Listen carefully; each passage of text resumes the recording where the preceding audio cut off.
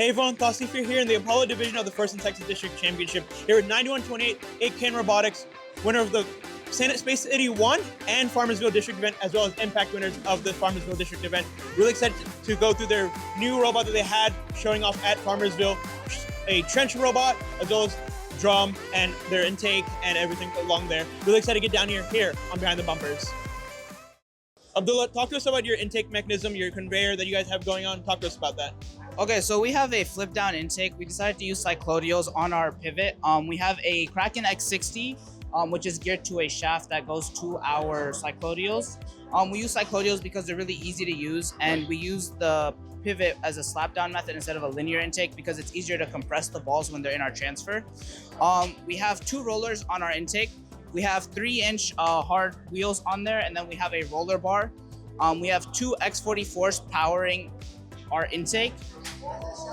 When our intake goes up, we have a pin and slot mechanism that pulls our hopper back in, which helps with agitation. For the conveyor, we have 7 rollers, and on them we have duct tape as little flaps that help propel the balls into our transfer. What was the difference between with the tape and without the tape? So without the tape, our average was around 18 to 20 balls per second. With the tape, we get up to 25 to 30. So it was a huge increase in our BPS. Before we get to our next segment, we'd like to thank the following. As you're getting ready for the competition season, think AnyMark as your one-stop shop for all your team needs. AnyMark's Launcher in a Box is a configurable solution that so many teams are finding success with for the rebuilt season. Also available at anymark.com, the AMPD AnyMark Power Distribution Board that provides 24 40-amp independently fused output channels for safe, reliable power distribution. That's anymark.com. Build your alliance with so many other FRC alumni who go to Kettering University. Every student at Kettering experiences their cutting-edge co-op programs that seamlessly blend the professional and academic worlds. Kettering co-ops are a fully immersive working experience at the leading edge of industry. Head on over to kettering.edu/first to learn more about their incredible programs and to get more information. Now let's hand it over to Kareem to talk about your transfer system to the shooter, as well as your shooters as well. Starting with our transfer system, we have three 1-inch rollers, which funnel everything from the conveyor up to the shooter. We also have stationary tubes at the bottom for compression. Part of our design is having the rollers on slots so we can adjust the compression to whatever is ideal. And then for our shooter, we have two X60s powering a flywheel that has 13 total pounds of weight on it. We have 5 pounds in steel flywheels and 7 pounds. We have 7 pounds in wheels and 5 pounds in steel flywheels. And at the very top, part of our hopper system is called the hopper flopper. So basically, we wanted to have a passive system to be able to go under the trench, but also maximize our fuel efficiency. So we have a very flexible kind of hopper at the top, which can go under the trench, but also re-expand up for storing balls. Now, this is a very different robot from Space City 1, right? You guys added this hopper flopper, you guys call it. What was the design concept between Space City 1 to Farmersville and the district championships? Well, what we saw is, especially in autonomous, it's a huge advantage to be able to go under the trench. We were very often being beat to the center, the neutral zone for fuel, so we knew we had to go into the trench somehow, but we also didn't want to lose our ability to carry as much fuel as we can. Now, you guys also, if I remember correctly, rotated your shooter as well. Did that help in like the software aspects and the robot movement on the field? It helps. It's just what our driver preferred, and we thought it would be better to not have to rotate after intaking. That makes total sense. Now let's send it over to also a different Abdullah to talk about the software that went on to this robot. Before we begin about the major software, what was the differences between Space City robot and Farmersville robot? Did the software change that much? What was the difference? Yeah, so between Space City and Farmersville, because we stuck with the main archetype of slap down intake into transfer into drum shooter, we didn't see as many software issues as in terms of the actual robot, right? Like teleup stayed pretty much the same. We only had to just, as you mentioned, the shooter orientation flip, so we had to change that. But overall, it stayed pretty consistent. What did change was autonomous. We were able to, with a more increased flexibility of being under the trench, we had a lot more autos to look at from like 1678, 254, those teams.